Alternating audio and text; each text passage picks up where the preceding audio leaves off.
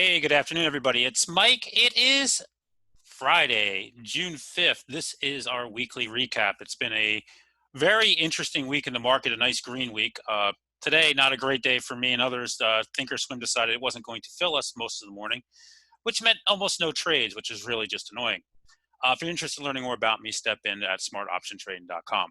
So let's talk about the market, and let's really just pull this up and look at this week.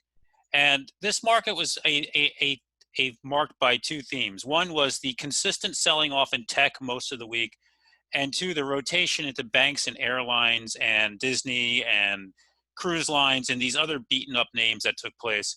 And when you look here at the long-term view on the SPY, you can see here, they've done a great job of trapping shorts. First time they gapped up, all these shorts trapped up.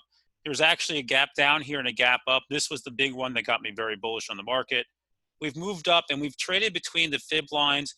And you can see even here as we trade around, came down, created a gap here that we never filled, right? Threatened to it, then we gapped up again. Here, another gap up, played with it, never filled, right? Move up, another gap up, played with it yesterday, never filled. And then on that redonkulous jobs number today of plus 2.8 million, when expecting a loss of 8 million, we get this massive push up in the markets, and the SPY all-time high sitting up here around 339, not that far away. When you're looking at this, you look at the Qs here continue to rage, now all-time highs has been the leaders. And this market, to me, guys, it has FOMO, fear of missing out, and there's just no quit in it. Is everything hot? Yes. Everything is extremely hot. The McClellan oscillator is up around 300. It doesn't get much hotter than this, but it doesn't mean we have to sell off, and that's really what it comes down to.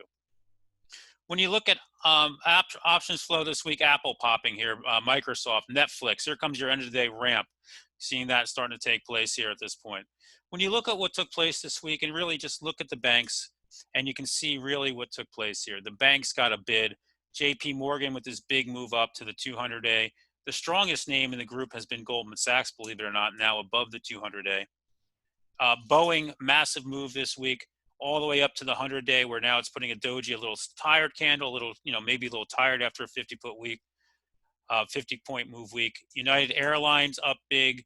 The leader was American Airlines. American Airlines announced they were adding back flight capacity in July, and that's where that move came in from. You see that thing popping there. So, market has been just resilient as heck. When you look what went on in the tech space, Apple was lagging all week. Every chance they sold it off, and today finally it breaks out with a move to all-time highs at 331. And right now we're watching as Microsoft is now closing in on its all-time high of 190, not too far off of it. Nice little move up here today. 185 has been a real pain for it. In the semi space, NVIDIA took the week off, going sideways. AMD continues to take the week off. But we saw names like Micron wake up and gave a nice move this week. I had a nice trade on AMD yesterday. Moving up here, looking for that 55 area now, as after a nice 3-day move. Qualcomm also woke up, and we saw this move into some of the underbelly names in the semis, right? Not the big ones, not the Intels, although that one also had a nice move here today. But we saw that one, LRCX, nice move on. So you see they came after different names here and moved everything up. And it's just been that kind of week. DraftKings provided more trades this week. Right now it's resting here. I'm not in it at the moment. I've been watching. I traded it yesterday, sold the last bit on Monday, and watching to see how it handles the 8-day here, which it's holding so far and looks poised to move. The other one that had a nice week for us was Square. Another big move up here, now digesting that move. Going sideways, no pain here at all, waiting. I do think that it has the all-time high here, which is up over 100 at 101 in its sights. So, when you look at this, you say, okay, well, how does it get there now? Well, now you take this up and you pull it up to here and you say, okay, now I got my next area into it. And this is what I do. I'm always putting my alerts in so I can, I don't miss out on these things. Not so easy sometimes. All right, so move these up. Outside of that, we saw a big wake up in the casinos. Casinos reopening for this weekend. You had a nice move up here in Wynn. Right, volume in this name this week, same thing with MGM, which is not holding in as well, or Las Vegas Sands. So they're clearly showing you here right now, when is the casino they like the best and the one they want to be in the most here, which is acting well. So bottom line, it's been another great week.